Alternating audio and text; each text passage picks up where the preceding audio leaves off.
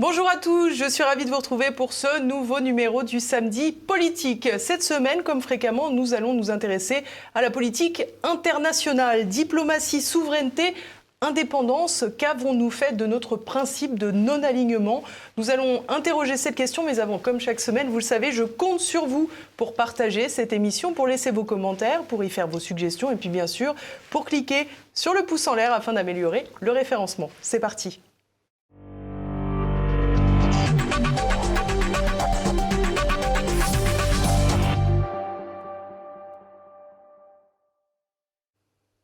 Et à mes côtés aujourd'hui, Pierre de Gaulle. Bonjour monsieur, merci infiniment d'être avec nous.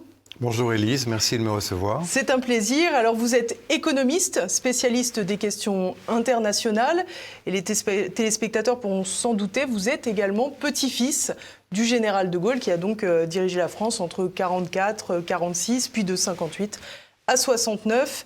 Je tiens à préciser pour commencer cet entretien, Pierre de Gaulle, parce que vous avez été beaucoup attaqué, on le verra plus tard, que vous habitez en Suisse.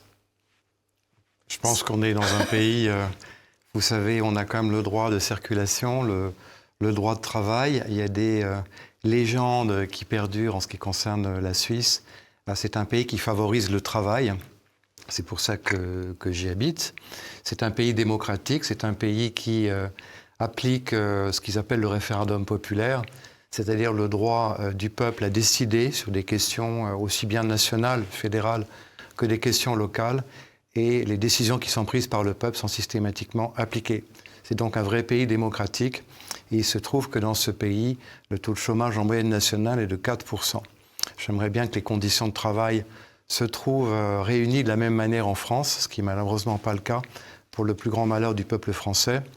Mais c'est un pays qui impose aussi certaines règles, c'est-à-dire que la sécurité sociale et privée est obligatoire. Et ce sont les conditions pour rester dans ce pays.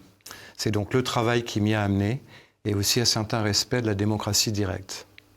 Parfait pour cette petite mise en accord, parce que vous allez le voir encore par la suite. J'ai constaté en travaillant un peu cet entretien que vous aviez fait l'objet de nombreuses critiques et ça sera l'occasion pour vous d'y répondre. Alors Pierre de Gaulle, parmi celles-ci, le 2 février 2023, vous étiez invité en Russie, à Volgograd, pour fêter la bataille de Stalingrad, ses 80 ans. C'était évidemment dans un contexte de guerre en Ukraine. À cette occasion, vous aviez déclaré que l'envoi d'armes à Kiev empirait la situation et faisait risquer au monde une troisième guerre mondiale. Vous aviez estimé que Zelensky était vendu aux Américains. Ça a évidemment suscité un tollé. Est-ce qu'aujourd'hui, vous changeriez une ligne de ces propos? Absolument pas. Les faits me donnent raison.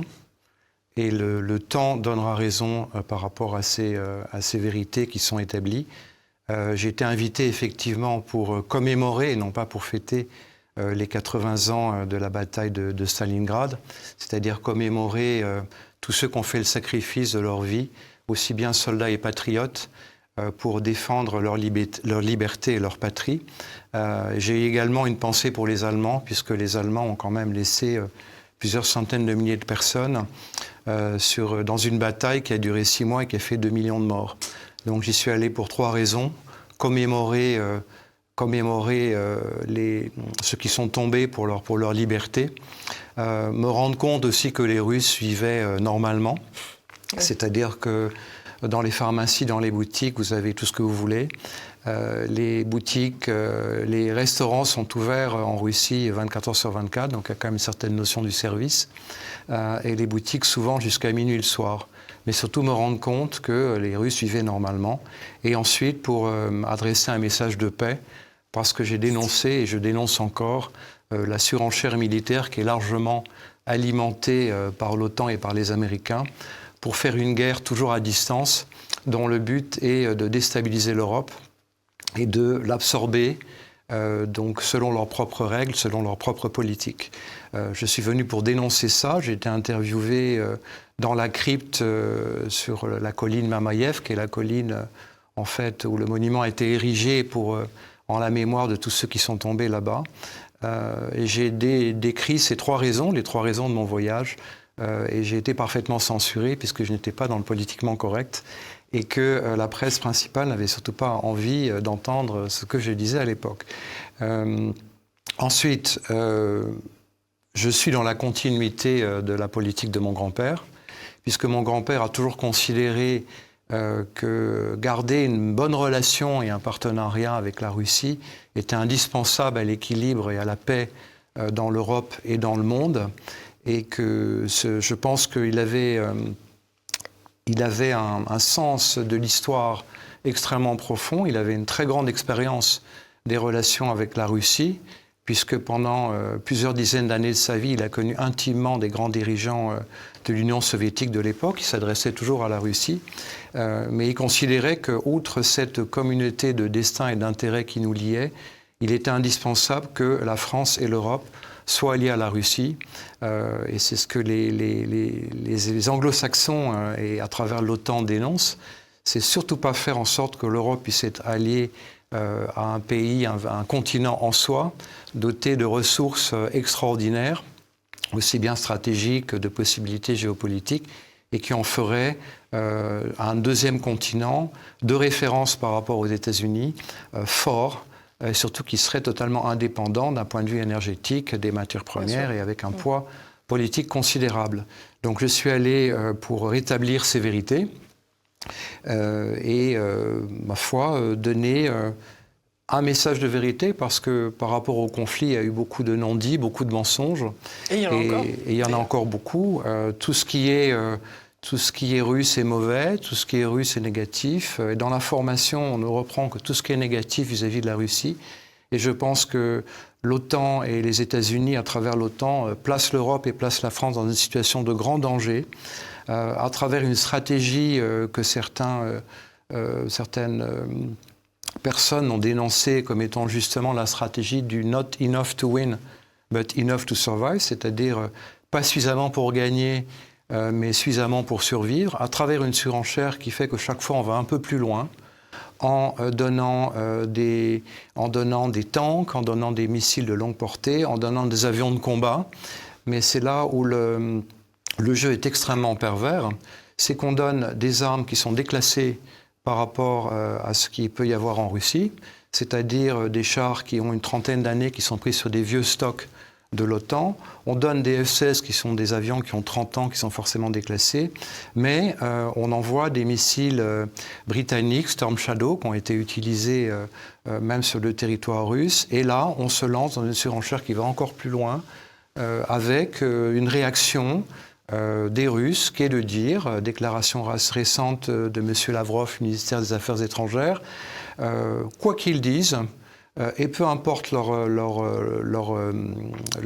commentaires, la Russie est en guerre directe avec les États-Unis et avec l'OTAN, puisqu'ils fournissent les armes, puisqu'ils fournissent les munitions, puisqu'ils fournissent le renseignement, et puisqu'ils fournissent toute la logistique d'information sur le terrain via les satellites.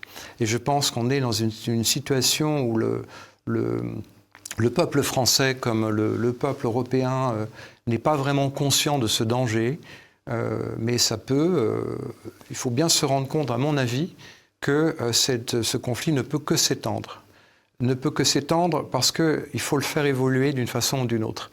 C'est un conflit qui est vital pour la Russie, puisqu'il s'agit de leur survie politique et de leur survie militaire, et aussi de leur survie économique. Je pense que les sanctions, les 14 000 sanctions qui ont été prononcées contre la Russie, et leur précision, le champ d'application font que ça a été préparé depuis très longtemps, et que je veux dire devant les auditeurs que les plans de démantèlement de la Russie ont été depuis très longtemps mis en place par le RAND Corporation, qui est le think tank du gouvernement américain et de la CIA, pour démembrer la Russie en 3 parties. Une partie qui serait occidentale sous le contrôle américain, une partie centrale pas dangereuse, pas économiquement puissante ni politiquement puissante, qui serait plus ou moins russe, et une partie orientale qui serait absorbée par d'autres pays, dont les pays d'Extrême-Orient et peut-être la Chine. Donc on s'est mis dans une situation de surenchère qui est grave, avec un conflit, je vous l'ai dit, qui doit forcément évoluer, qui militairement, dans l'état actuel des choses, n'a pas de solution, puisque la suprématie militaire diplomatique et économique russe est parfaitement clair. Les capacités de production de munitions et d'armes sont 8 à 10 fois supérieures à celles de l'OTAN en Russie. Et il faut regarder vraiment ce conflit avec les yeux des Russes et non pas avec les yeux des Occidentaux. Les Russes n'ont pas peur de mourir et iront jusqu'au bout, absolument jusqu'au bout. Et dans cette surenchère diplomatique, on essaie de pousser les choses, on essaie de pousser Poutine à la faute. Je trouve, sans faire état d'être trop pro-russe, mais si on regarde les choses de façon très objective, uniquement en tant que personne qui s'oppose dans un conflit, je pense que les Russes ont jusqu'à présent été très patients.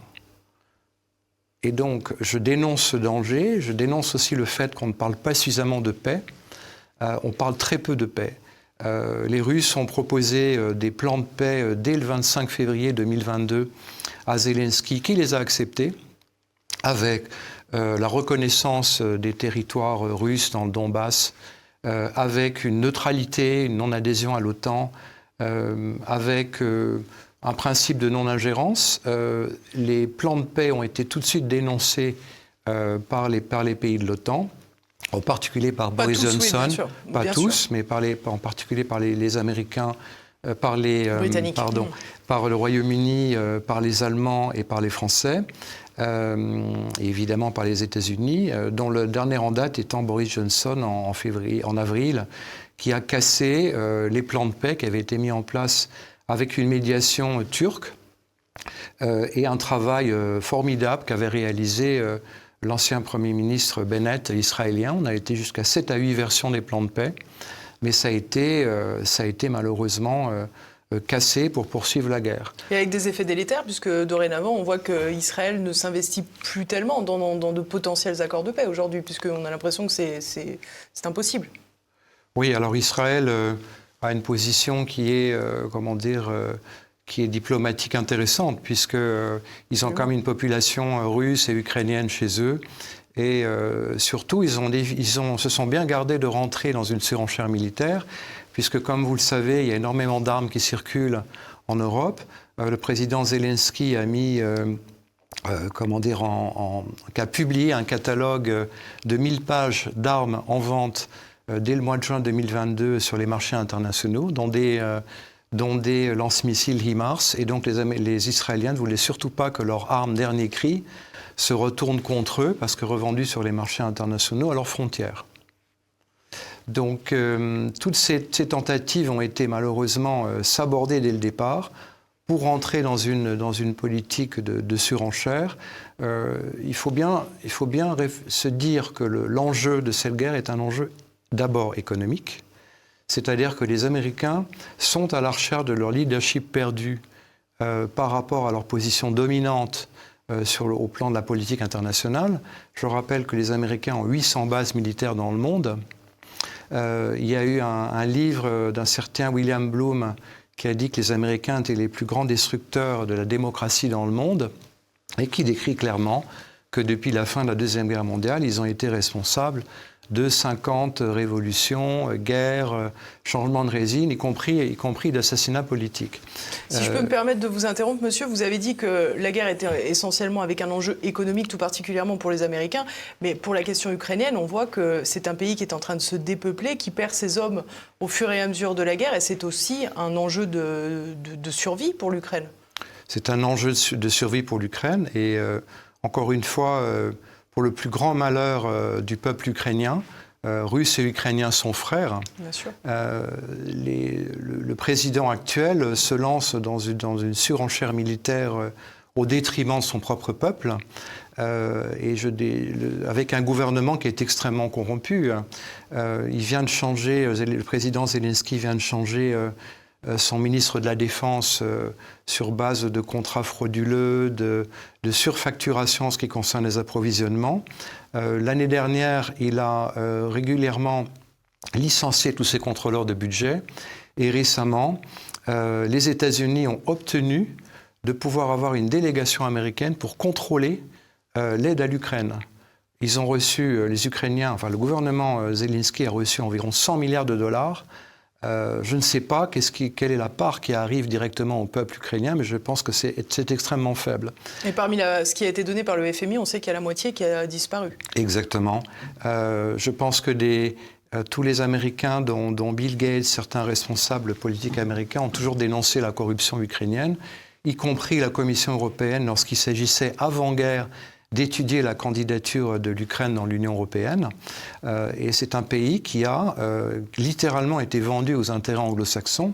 50% des terres agricoles appartiennent à des fonds anglo-saxons. Et à travers les malheurs de cette guerre et la disparition... Ce qui permet, mais d'avoir à l'esprit la question des accords céréaliers, notamment. Exactement. Alors, il faut savoir aussi que les Ukrainiens, les militaires et les familles qui, malheureusement, disparaissent dans le cadre du conflit ont fait l'objet de procédures de rachat à des conditions absolument misérables de la part de fonds anglo-saxons et que les terres agricoles n'appartiennent plus maintenant aux Ukrainiens.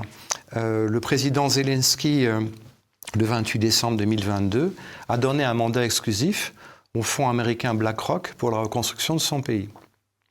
Donc voilà l'état des lieux par rapport à ce gouvernement.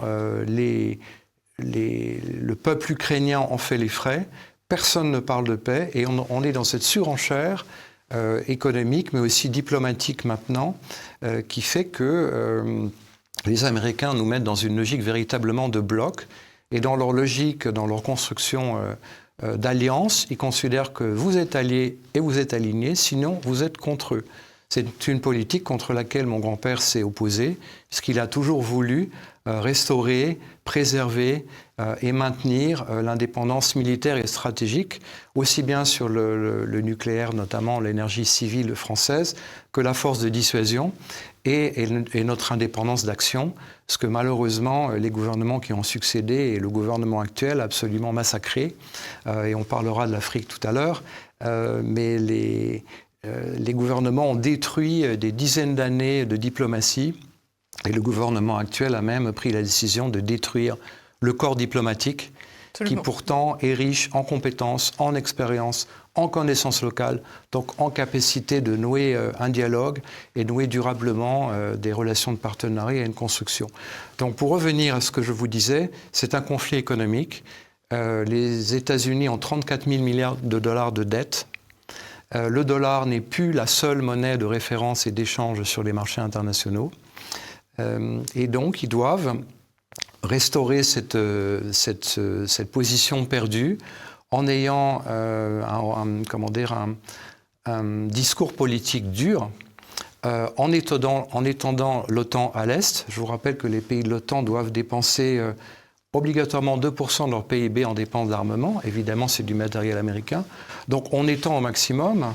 Sur des pays soi-disant neutres comme la Suisse, il est question d'ouvrir un bureau de l'OTAN à Genève.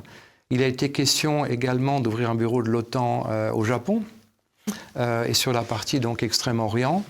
Vous savez aussi, je suis économiste, que quand vous avez une crise majeure et une guerre, il y a un effet valeur-refuge sur le dollar, c'est-à-dire que les marchés, les acteurs achètent de la dette américaine et donc ça contribue à aider au refinancement américain sur une devise, une économie où de moins en moins de pays étrangers achètent du dollar américain. Donc ils ont un très gros problème de refinancement de leur dette qui va croissant et on assiste maintenant à un processus de dédollarisation. C'est-à-dire que les conséquences de ce conflit ont été d'accélérer une dynamique plus que d'émancipation, de véritablement une affirmation, un développement de pays qui veulent choisir un modèle de développement différent. Alors justement, est-ce que finalement les États-Unis n'ont pas tiré une balle contre leur camp? Parce qu'ils se sont tirés une balle dans le pied finalement en poussant à cette crise. On voit bien qu'il y a un mouvement avec l'essor des BRICS qui vient contre les États-Unis pour développer une économie tierce, notamment d'ailleurs à cause des sanctions qui ont été prononcées contre la Russie. L'expulsion du système SWIFT a poussé la Russie à utiliser autre chose et donc de fait à se sortir totalement, sans compter le gel des avoirs. Toute l'économie qui avait encore lien avec le dollar a été coupée de fait. Alors je pense qu'il faut dire deux choses très importantes. C'est que les Américains ont une remarquable capacité d'analyse à long terme, mais ils agissent toujours à court terme. Ils sont responsables de la plupart des crises économiques depuis quelques décennies, sans exception aucune, et on aura l'occasion d'en parler. Je pense qu'on est au bord d'une crise du crédit très importante aux États-Unis, notamment à travers l'immobilier commercial. Vous avez notamment une entreprise qui s'appelle WeWork, qui était une entreprise de location de locaux commerciaux un peu à la carte, qui valait encore 54 milliards de dollars il y a peu, qui maintenant vaut 500 millions.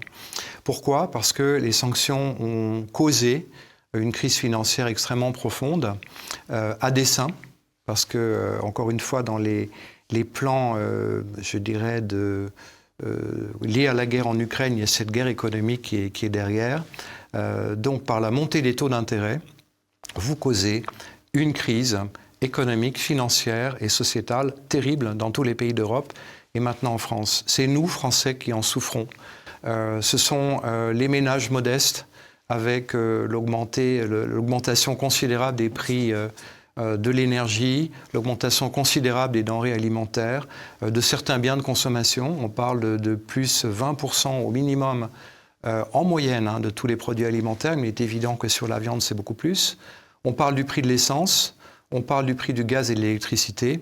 Et effectivement, l'effet sur les entreprises qui sont quand même des employeurs, en particulier sur les PME, est dramatique puisque ça conduit à une augmentation du taux de chômage et un gel de l'emploi. Ça a également des conséquences terribles sur l'immobilier. On a perdu, je vous l'avais dit, cette indépendance stratégique, cette indépendance diplomatique, mais aussi cette indépendance économique, puisque les gouvernements, pendant des décennies, ont été incapables de maintenir la prédominance et les avantages du parc nucléaire français, c'est-à-dire l'indépendance énergétique de la France, que mon grand-père s'était tellement attaché à développer, parce que rien n'a été fait pour renouveler le parc nucléaire français. C'est même l'inverse, puisque encore il y a quelques semaines, Édouard Philippe se félicitait sur les réseaux sociaux d'avoir signé le décret pour fermer Fessenheim. Oui, après, c'est un discours politique, hein. On est déjà dans une campagne. Je fustige ces déclarations qui font que les hommes politiques d'aujourd'hui sont en train de préparer un agenda personnel en vue des prochaines élections au détriment du bien-être des Français. Rien n'a été fait pour maintenir ce parc nucléaire. On a, malgré ça, accepté des lois sur la transition énergétique sous la pression de Bruxelles et sous la pression américaine, puisque les directives de Bruxelles veulent que vous ayez 42% d'énergie renouvelable dans le parc énergétique français, c'est-à-dire que vous passez d'une capacité de production nucléaire. Le nucléaire, c'est un des moyens de production d'électricité le moins cher qui soit.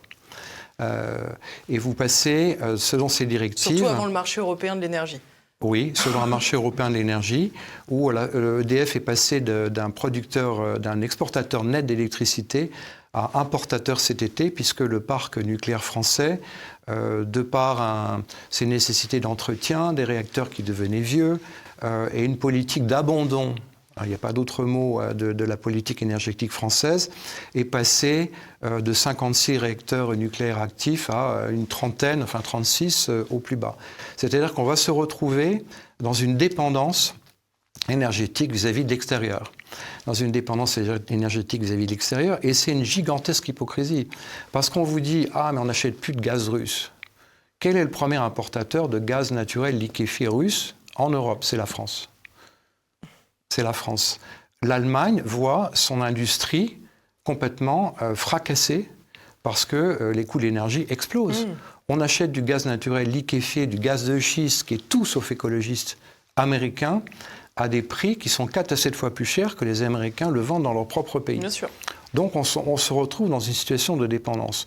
On se retrouve dans une autre tutelle, avec une tutelle politique qui est considérable. Croyez bien que dans un pays comme les États-Unis, vous n'avez pas de loi sur la transition énergétique, vous avez des avantages fiscaux, ce qui n'est pas du tout la même chose. C'est beaucoup plus incitatif.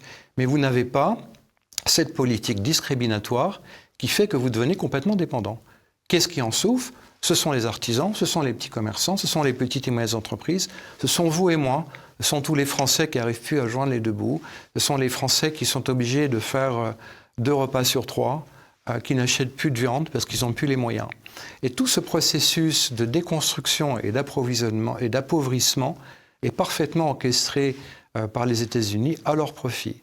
C'est-à-dire transformer en fait l'Europe, qui était un bloc solvable, uniforme, homogène de 650 millions d'habitants et autonome, pour un peu qu'elle s'allie à la Russie. Il faudra de toute façon discuter avec la Russie. On ne peut pas se passer d'un dialogue avec la Russie. Sinon, comment arriver à la paix?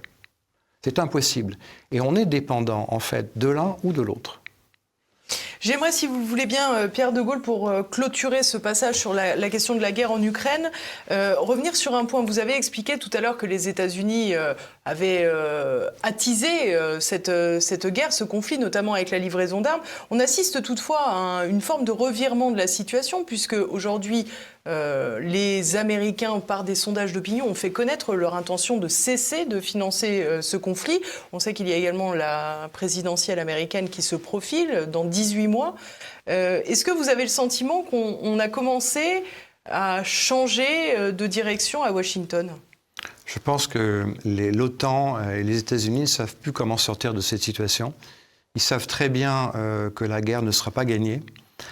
Et qu'on doit nécessairement passer par une solution diplomatique de paix à laquelle j'appelle fortement. On ne peut pas continuer en ces conditions, laisser des centaines de milliers d'Ukrainiens, de Russes aussi, s'entretuer alors qu'ils sont frères, sachant que la situation est extrêmement, je dirais, perverse. Vous savez, ça a été récemment révélé, en particulier en ce qui concerne le Donbass, il y avait un accord de protection des populations civiles dans le Donbass qui ont été bombardées depuis le fameux coup d'État de Maïdan en 2014.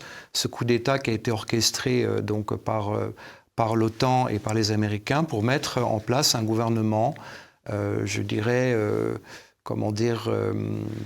un petit peu extrémiste, mais qui, malgré les accords de paix qui ont été négociés en 2014 et 2015, où les Français et les Allemands étaient garants, les persécutions contre les populations du Donbass n'ont jamais cessé. En 2019, Zelensky a rappelé qu'il reconquerrait le sud de l'Ukraine par la force. Il a même publié un décret en mars 2021 pour dire qu'il engagerait une campagne militaire en ce sens. C'est pas, si je peux me permettre, c'est absolument pas ce qu'il disait pendant la campagne présidentielle. Non, bien évidemment, c'est pas ce qu'il disait, mais vous avez ce conseiller Arestovitch, qui était le principal conseiller de Zelensky en 2019, qui a été interviewé en mars, et à qui on a demandé « Qu'est-ce qui est le mieux pour votre pays ?» Mais la guerre. Il faut la guerre avec la Russie. Et il était persuadé que cette guerre ne durerait que quelques semaines, grâce à l'apport de l'OTAN, à l'apport des armes et aux mensonges diplomatiques et politiques qui ont été faits à l'époque par les Américains, de faire croire que le régime russe allait s'effondrer et que donc la victoire serait évidente. Alors évidemment, on a fait miroiter des belles promesses à l'Ukraine qu'ils allaient pouvoir avoir un rôle considérable en faisant partie de l'OTAN et de l'Europe. Tout ça était un mensonge et malheureusement, j'ai été abasourdi de voir Angela Merkel déclarer devant Die Zeit en décembre 2022 que les accords de Minsk n'étaient qu'un leurre et qu'ils n'étaient seulement destinés à l'Ukraine, à laisser à l'Ukraine le temps de se réarmer. Et vous voyez la situation dans laquelle on est, avec les conséquences économiques, politiques et sociétales. Et en France en particulier, je reviens à la France, ça s'accompagne d'une véritable fracture sociale. Et je vais plus loin, il faut voir que ce conflit va s'étendre, et j'en reparlerai après parce que c'est avant tout un conflit idéologique, mais surtout ce conflit va s'étendre parce que c'est une volonté... je dirais, c'est à la fois une survie pour les Russes, mais c'est aussi une survie pour le système je dirais, anglo-saxon. Vous me disiez, est-ce qu'il n'y a pas un changement d'opinion, un revirement de la part des États-Unis? Vous voyez que dans le communiqué du G20, il n'y a aucune condamnation par rapport à la politique de la Russie vis-à-vis de l'Ukraine. S'il n'y avait pas de communiqué, ça soulignait, je dirais, l'impuissance du G20 à s'entendre sur quoi que ce soit et à décider quoi que ce soit. Pas de communiqué non plus sur le climat, une sorte de déclaration un peu vague. Et je pense que les Américains et l'OTAN ne savent pas comment sortir de cette situation. Ils ont aussi une longue tradition de laisser tomber leurs alliés. Alors justement, je vais vous interrompre et je vais vous proposer d'écouter Sylvain Ferreira, un historien militaire, et il en parle justement.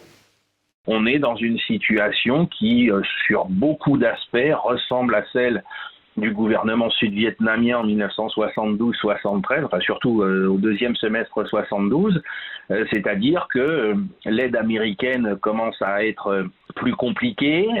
N'oublions pas que là, les Américains, eux, viennent d'entrer vraiment dans la dernière ligne droite, la dernière année avant leur élection présidentielle.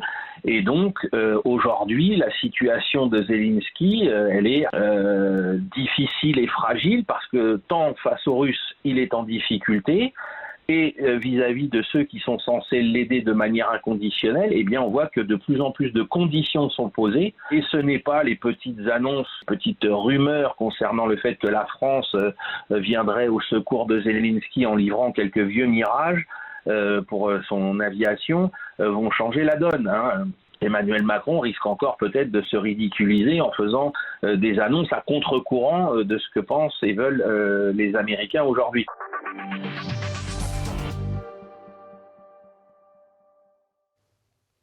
Alors, qu'est-ce que vous pensez de ces propos, ce côté un peu plus royaliste que le roi, j'allais dire, ou plus américain que les Américains de la part de Paris ? Je pense que, encore une fois, la France a abandonné sa souveraineté, a abandonné son indépendance politique. Je dénonce cette politique, ce discours du « en même temps », d'un président qui dit qu'il souhaite la victoire de l'Ukraine, mais qu'il ne faut pas non plus humilier la Russie, qui va dire que dénoncer les crimes, je dirais, du colonisateur en Algérie et dire qu'il doutait de la réalité de la nation algérienne avant la colonisation française. Cette politique du « en même temps » où on essaie de satisfaire tout le monde et de mécontenter personne aboutit à une catastrophe. Ça aboutit à une perte, je dirais, de la reconnaissance de la politique française, de la voix forte de la France sur la scène internationale, et ça aboutit à des situations catastrophiques, une perte de terrain considérable en Afrique, au Maroc. On a réussi quand même à se fâcher à peu près avec tous les pays de la planète, avec une position ambiguë, on va d'un côté ou on va de l'autre. Je crois que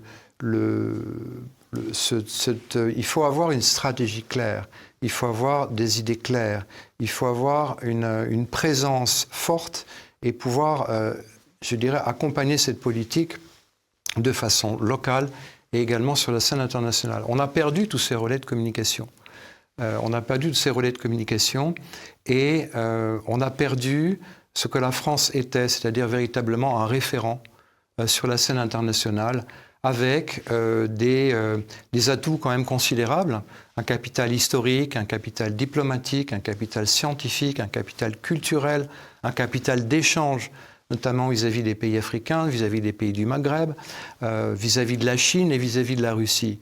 Et tous ces efforts, toute cette construction qui a été faite de la France de mon grand-père, elle a été absolument fracassée par un agenda politique, par une capacité, si vous voulez, à appréhender les événements un petit peu comme ils viennent, mais avec absolument aucune anticipation. On se retrouve maintenant dans une situation de dépendance et d'appauvrissement.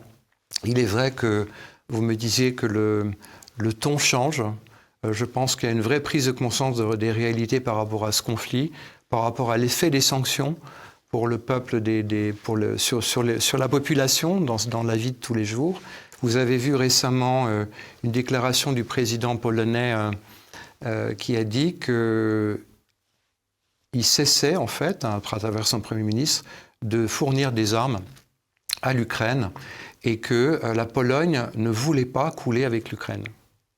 Donc c'est la prise de conscience que ce conflit, cette fameuse, encore à mon avis, un mensonge et une certaine hypocrisie, de dire que la contre-offensive, je parle du général Milley aux États-Unis, qui vient d'ailleurs juste de changer leur chef d'état-major. Vous avez, je crois qu'il s'appelle général Brown, qui reprend à la fin de ce mois les commandes de l'état-major militaire américain. Eh bien, la contre-offensive va réussir. Alors, c'est là où c'est assez subtil, parce qu'ils disent que les Ukrainiens ont tous les moyens de réussir la contre-offensive. Sous-entendu, on ne vous en donnera pas d'autres. Bien sûr. Et sous-entendu, si vous perdez, c'est de votre faute. C'est exactement ce qu'ils sont en train de faire. C'est-à-dire de les laisser tomber et de, si vous me permettez l'expression, de refiler le bébé à l'Europe. L'Europe qui d'ailleurs a dit qu'il mettrait en charge un fonds de développement pour l'Europe, pour la paix, qui est de 4 milliards par an pendant 5 ans. Et l'Europe qui finance désormais depuis 2023, depuis début 2023, Absolument. Quasiment le double par rapport aux États-Unis. Tout à fait, avec une absence totale de contrôle des budgets, de l'aide qui arrive véritablement aux Ukrainiens. Mais tout ça a pour effet d'alimenter une guerre dont l'issue, malheureusement, est évidente. C'est-à-dire qu'elle ne peut pas être gagnée militairement.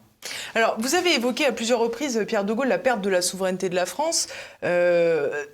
De ce constat est né dans le champ politique français le camp des souverainistes qui a tendance à toujours cibler l'Union européenne. Quel est votre point de vue à vous ?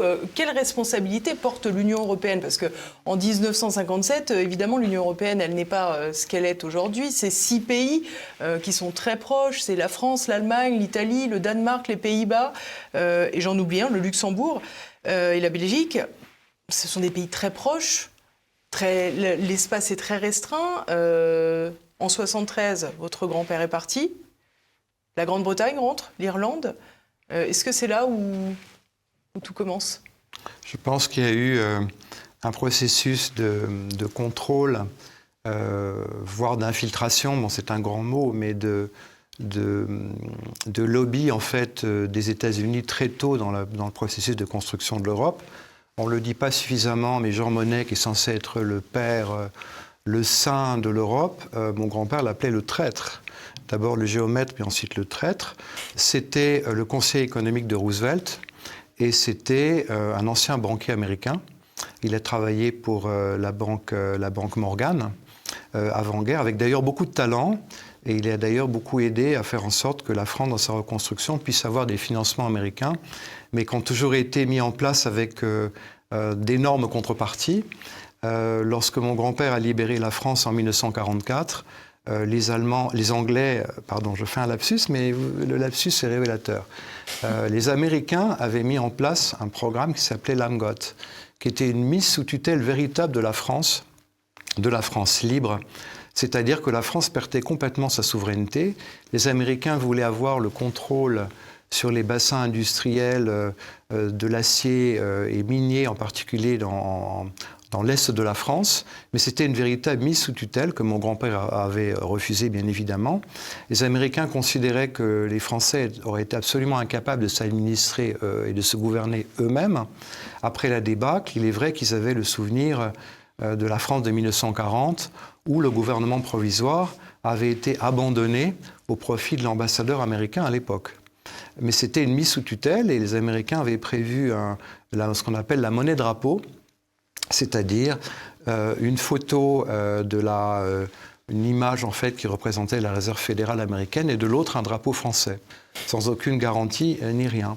Et tout au long en fait de cette construction de l'indépendance de la France, du redressement d'une grande France victorieuse qui s'est inscrite au rang des vainqueurs, ce qui a permis de faire en sorte la France ait un siège permanent au Conseil de sécurité de l'ONU. Les Américains ont voulu, je dirais, contrôler, faire un lobby qui a d'ailleurs été très efficace pour contrôler le processus et faire en sorte qu'il n'y ait surtout pas d'Europe des nations, mais une sorte de communauté européenne qui serait contrôlée par eux, qui serait absorbée par eux en tant que marché, à travers un processus de déconstruction que l'on voit aujourd'hui. L'identité française est déconstruite, le principe de la nation française est déconstruit, son indépendance est déconstruite également, le but étant d'absorber l'Europe dans un marché de libre-échange qui serait contrôlé par les Américains. Vous me direz, je vous parlais de devises alternatives par rapport au dollar sur les marchés de règlement internationaux. L'euro aurait pu jouer son rôle, mais comme les institutions politiques sont largement influencées, ne suivent pas toujours, même souvent une politique qui n'est pas dans l'intérêt de leur propre nation, mais une politique européenne qui est dictée par une commission qui n'est pas élue, qui impose en fait des lois dans chacun des États membres sous peine de pénalité, c'est contre l'intérêt des Français, c'est contre l'intérêt des nations. Dans chaque pays membre, en vue d'instaurer une sorte de tutelle. L'euro est très endetté, tous les pays européens sont extrêmement endettés, on parlait de perte d'indépendance. En ce qui concerne la France, c'est 3 000 milliards de dollars de dette. Sous le président Macron, et en particulier ça a commencé lorsqu'il était ministre des Finances, l'endettement de la France a augmenté de 30%. C'est bien de le rappeler, ça a commencé bien avant le Covid. Mais je voudrais aussi rappeler qu'on oublie l'endettement hors bilan de la France.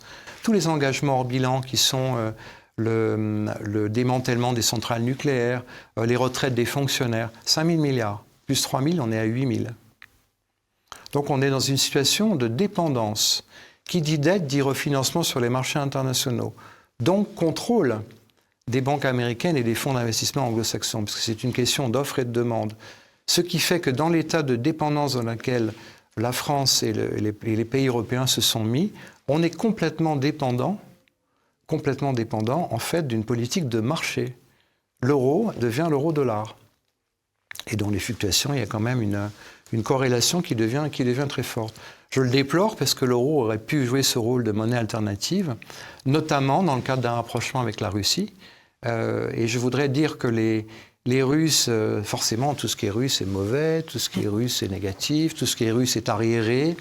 Mais vous ne pouvez pas, le disait un prix Nobel de physique, annihiler la culture et la civilisation, une civilisation qui est responsable, notamment en physique et en chimie, de plus de la moitié des découvertes fondamentales. Vous ne pouvez pas nier cette culture russe. Eh bien, la Russie plus l'Europe aurait fait un continent fort, indépendant et souverain. Et je le soulignais tout à l'heure lors de notre interview, les Américains ont une faculté extraordinaire d'analyser très précisément les situations à long terme et d'agir à court terme. Ils ont créé une dynamique totalement inverse. C'est-à-dire que des pays qui étaient au départ émergents à travers les BRICS se sont créés dans les années 90, Brésil, Russie, Inde, Chine, Afrique du Sud, on en fait maintenant des puissances alternatives et des puissances dominantes qui ont ouvert des nouveaux espaces économiques, diplomatiques et financiers. Les BRICS viennent de s'élargir, et ça n'est que le début, en acceptant donc l'Égypte, l'Iran, l'Argentine, l'Éthiopie et j'oublie toujours le cinquième. Et l'Arabie Saoudite. Voilà, l'Arabie Saoudite. Vous avez, à travers ce nouveau bloc des BRICS, donc, qui se prendra effet au 1er janvier 2024, 80% des réserves mondiales de pétrole. 80% des routes de pétrole. C'est-à-dire que ce bloc contrôle 80% du trafic mondial de pétrole. En ce qui concerne les réserves, on est à 44%. Si le Venezuela rentre, ça sera 65%. Et on est à la moitié des réserves en ce qui concerne l'agroalimentaire, mais également l'aluminium et certains métaux stratégiques. Vous me disiez, cette politique européenne, elle n'est plus indépendante en tant que telle. L'Europe n'est plus un interlocuteur crédible pour Vladimir Poutine. Et aujourd'hui, le général de Gaulle, qui regarderait Bruxelles, le Bruxelles d'aujourd'hui, bien entendu, qu'est-ce qu'il dirait ? Il dirait on sort ? Alors, je pense qu'il voudrait revenir à une Europe des nations. Je crois que la France doit, Alors, une Europe des nations, ça veut dire un rétrécissement après les Pas forcément. Vous savez, l'Europe telle qu'elle existe actuellement, elle est totalement inefficace. C'est une technocratie de 27 pays et on veut encore l'étendre à des pays plus petits. On veut utiliser le Kosovo pour créer un autre front en Serbie, acquis sur un pays qui est très petit sur l'échiquier mondial. On va promettre un grand rôle. Et toute cette démarche est la même. C'est créer de nouvelles zones de conflit pour essayer de faire de l'espace économique européen un espace disparate, hétérogène, incontrôlable et totalement inefficace. On a abouti avec le Covid à une situation où finalement chaque pays décide de sa politique de relance et de sa politique sanitaire individuellement. Les Allemands, les premiers, qui ont décidé un plan de relance de 100 milliards d'euros pour leur industrie, et en particulier l'industrie automobile, sans avoir prévenu personne.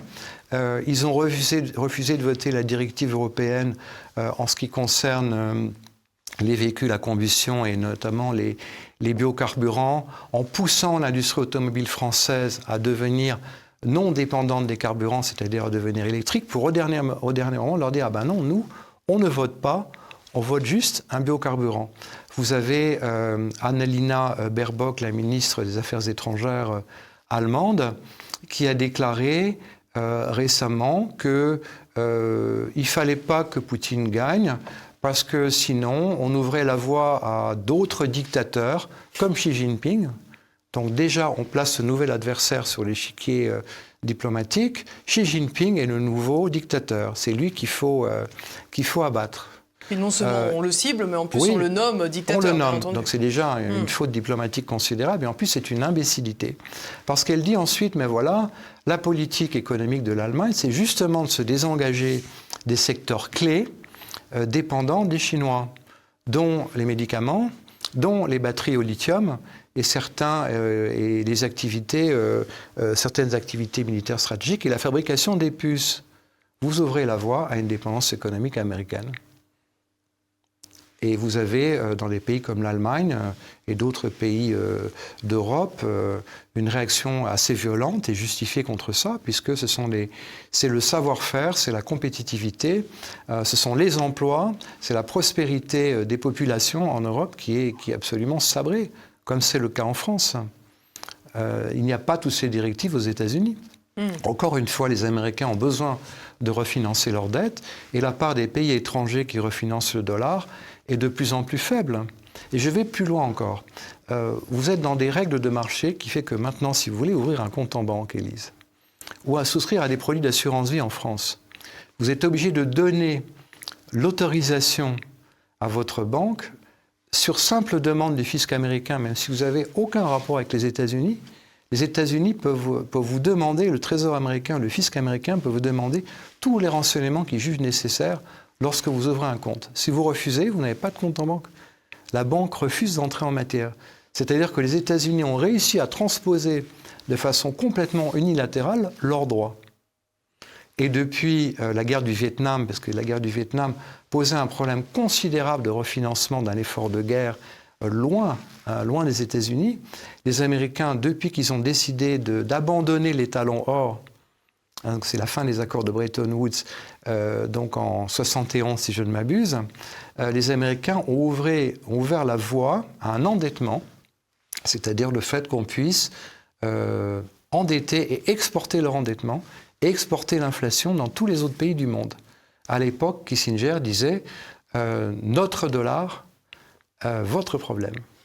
Et c'est exactement la situation dans laquelle on est. C'est très intéressant que vous me parliez des accords de Bretton Woods, parce que j'avais l'intention de vous poser une question sur mai 68, que d'aucuns qualifient aujourd'hui d'une révolution de couleur, qu'on pourrait comparer en tous les cas à une révolution de couleur. C'est un peu ce qui précipite le départ de votre grand-père du pouvoir. Arrive ensuite Georges Pompidou qui, en 73, fait la fameuse loi de 73. Est-ce que vous voyez un lien entre la fin des accords de Bretton Woods, précisément, et la loi de 73 ? Il y a eu, je vous le disais, les Américains ont une logique de bloc. C'est-à-dire que vous devez être nécessairement alignés. Mon grand-père s'est opposé à cette politique tout au long de ses mandats présidentiels et même pendant la fameuse traversée du désert entre 46 et 58 avant son retour au pouvoir. Les Américains n'ont cessé d'influencer notre politique. Ça allait jusqu'à, je dirais, le financement des réseaux de l'OAS par la banque de la CIA. Je vous invite à lire l'excellent livre d'Éric Branca, L'ami américain, qui s'appuie sur des archives qui ont été déclassifiées 20 ans après et qui dénoncent tout ce processus.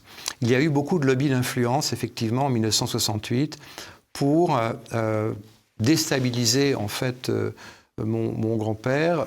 Les milieux économiques et financiers n'y étaient pas étrangers, lesquels cédaient aux sirènes américaines, évidemment. Encore une fois, le dollar était à l'époque la principale monnaie de refinancement. Et les Américains commençaient à lorgner de très près les industries, les entreprises françaises. On est aujourd'hui dans une situation où la plupart des entreprises du CAC 40 sont détenues à 50% par des fonds anglo-saxons et où les marchés de ces entreprises sont principalement des marchés américains. On est dans une situation assez absurde d'ailleurs, où lorsque Ursula von der Leyen est allée, je dirais, plaider des avantages fiscaux pour des véhicules européens aux États-Unis, eh bien, les États-Unis qui ont été instauré une politique qui s'appelle l'Inflation Reduction Act, qui était une politique extrêmement protectionniste de leurs propres entreprises, avec des avantages fiscaux évidemment pour l'énergie verte, on dit à Mme von der Leyen, mais il n'y a pas de problème, on accepte évidemment qu'il puisse y avoir importation chez nous de véhicules américains, mais de véhicules européens aux États-Unis, mais à ce moment-là, en ce qui concerne les véhicules électriques, plus aucune terre rare, donc plus aucun métaux rares pour permettre notamment les batteries électriques, etc. Or, ces métaux sont produits à 98% par les Chinois. Donc on instaure encore une dépendance. Et en ce qui concerne mai 68, il y a eu tous ces lobbies. Cohn-Bendit, qui a été expulsé, d'abord parce qu'il n'était pas français, donc il n'avait aucune justification à venir manifester en France. C'était un agitateur pur et simple. Les manifestants de mai 68 étant d'ailleurs des consommateurs. De le mettre au passé, ça l'est toujours. Hein. Ça l'est toujours. Mais vous savez, mai 68, c'était des consommateurs. Des consommateurs dans une situation économique d'abondance, ce qui n'est plus du tout le cas aujourd'hui. Eh bien, Cohn-Bendit est revenu d'Allemagne vers la France dans la voiture du propriétaire de Paris Match de l'époque, ou du président de Paris Match de l'époque, qui était un atlantiste convaincu.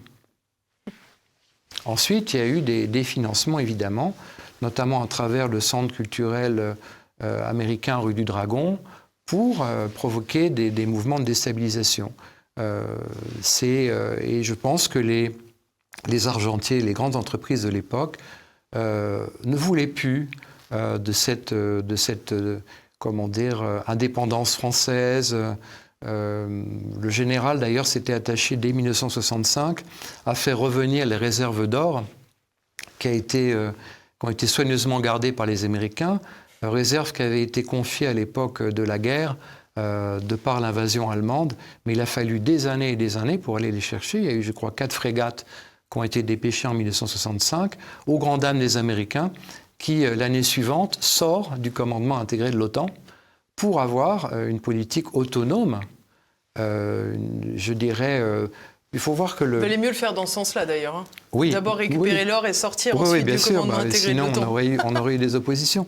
Mais très, très fortes et j'irais même des tentatives de déstabilisation importantes. Mais ce que je veux dire, c'est que tout a été fait pour nous rendre dépendants. Et on est maintenant dans une situation extrême qui devient insupportable, où les Français en souffrent. Et les Français en souffrent avec une incapacité politique de décider, de gérer. Sur le plan militaire, c'est quand même le bras armé de la diplomatie. On nous laisse 48 heures de stock, de munitions, 48 heures d'essence. Et à l'époque où nous représentons encore une force de dissuasion nucléaire, qui est la première en Europe, on est totalement dépendant des Américains en ce qui concerne l'expression même de notre identité à l'étranger. J'aimerais qu'on termine cette émission avec le volet dont nous avons déjà rapidement parlé, à savoir le continent africain. On a vu très récemment que les relations entre Paris et le Maghreb, qu'il s'agisse de l'Algérie ou qu'il s'agisse du Maroc, quant à la Libye, je ne suis pas sûre qu'il soit nécessaire d'en reparler, que ces relations sont catastrophiques. On a vu aussi dans le même temps des vagues migratoires arriver sur les côtes italiennes, des vagues migratoires qu'il serait bon de gérer par la diplomatie, là encore. Ce que je vous propose, c'est comment voyez-vous les choses, petit-fils du général de Gaulle, que l'on associe évidemment à la décolonisation, comment voyez-vous les choses aujourd'hui ? Mon grand-père était un décolonisateur. Il considérait dès 1960 qu'il fallait donner la capacité d'autodétermination à l'ensemble des pays africains. Ça ne pouvait pas se faire avant l'indépendance de l'Algérie, pour des raisons évidentes politiques, mais il le voyait dans un processus d'accompagnement du développement de ces pays.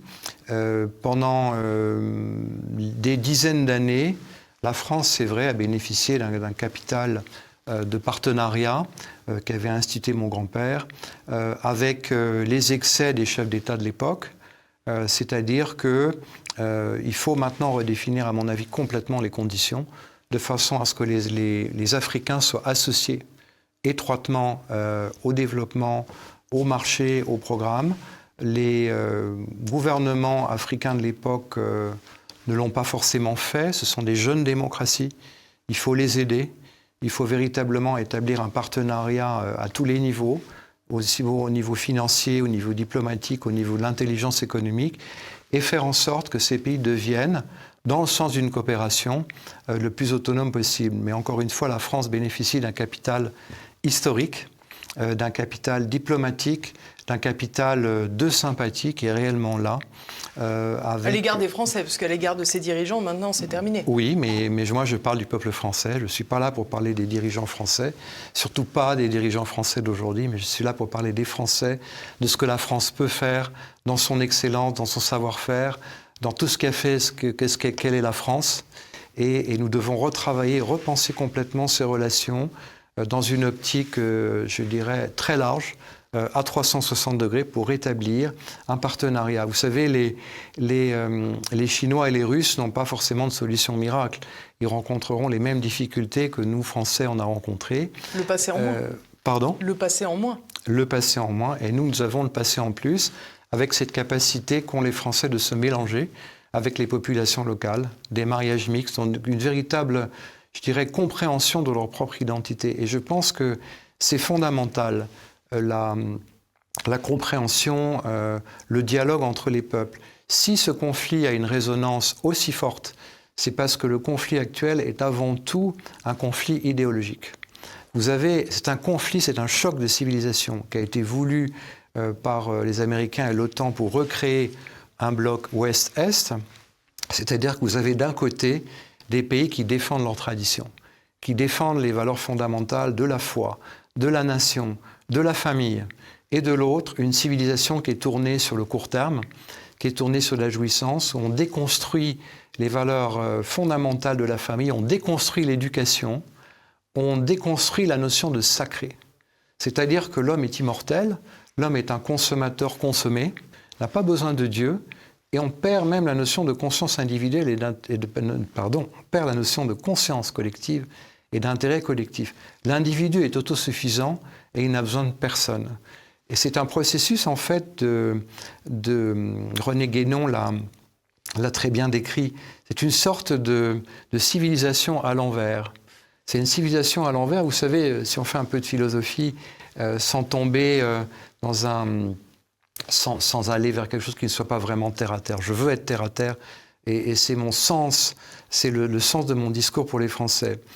Les vertus sont immuables, elles sont intangibles. Mais le vice a besoin d'évoluer. Et malheureusement, dans la société d'aujourd'hui, et ces deux mondes qui s'opposent, dans la société occidentale, on transforme le vice en norme.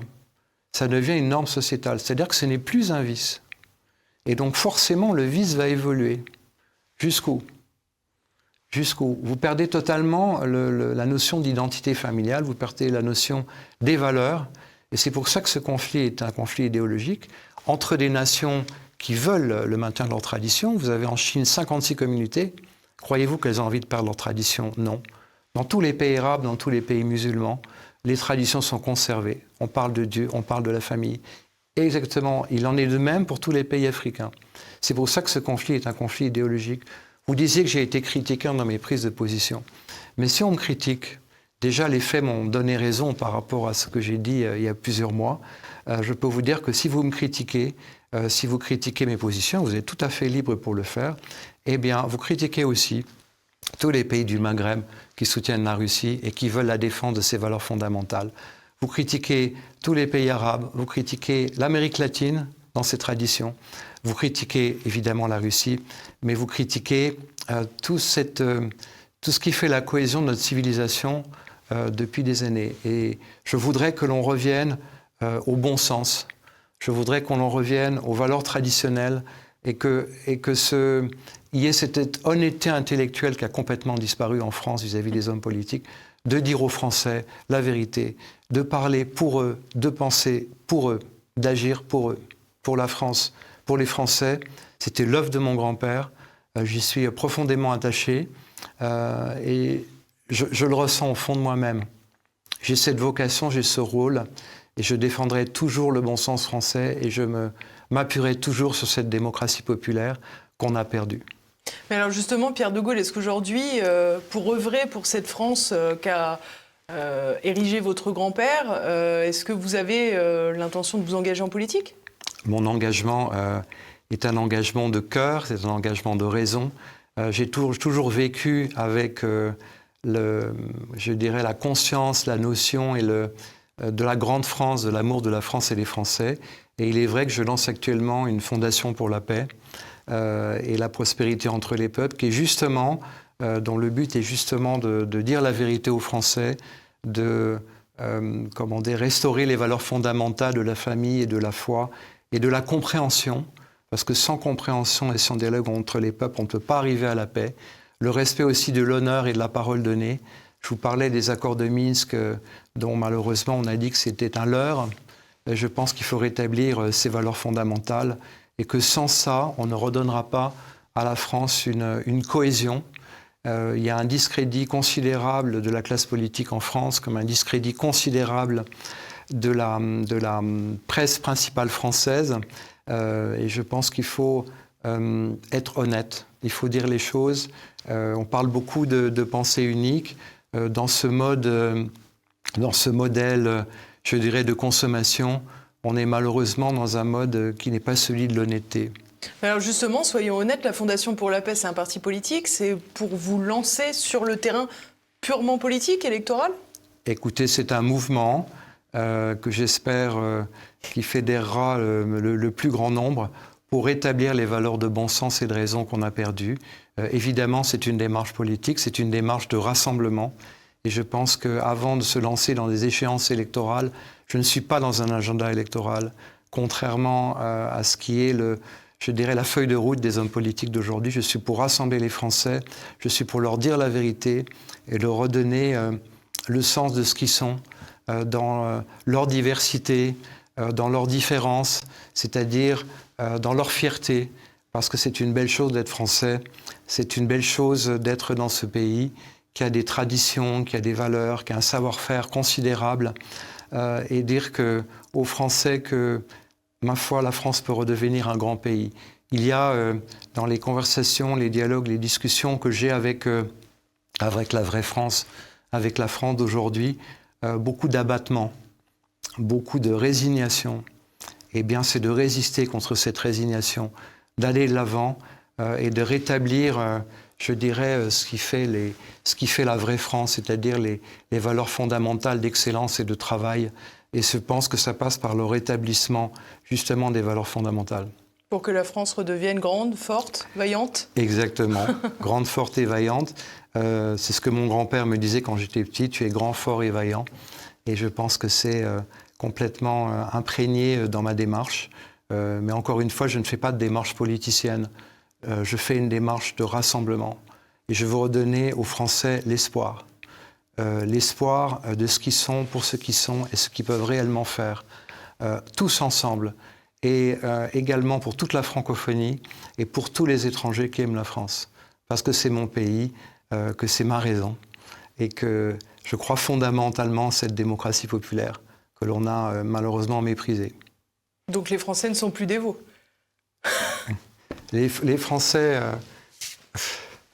comment vous dire les Français sont capables de faire de très grandes choses. Mais ils sont peut-être accaparés par des réalités, malheureusement, qu'ils subissent, qui ont été entretenues avec des erreurs et des mauvais choix politiques, mais ils ont la capacité de se redresser. Il y a dans cette France la capacité de redevenir ce qu'elle est lorsqu'elle est au pied du mur. Et à ce moment-là, les Français sont capables de très grandes choses, y compris dans leur quotidien. Merci beaucoup, monsieur. Merci, Pierre de Gaulle, d'être venu jusqu'à nous. Merci à tous de nous avoir suivis. Si vous ne l'avez pas déjà fait, j'espère que vous avez laissé vos commentaires juste en dessous, que vous avez déjà partagé cette vidéo et que vous avez cliqué sur le pouce en l'air. En attendant, je vous donne rendez-vous la semaine prochaine. Et d'ici là, portez-vous bien. À bientôt.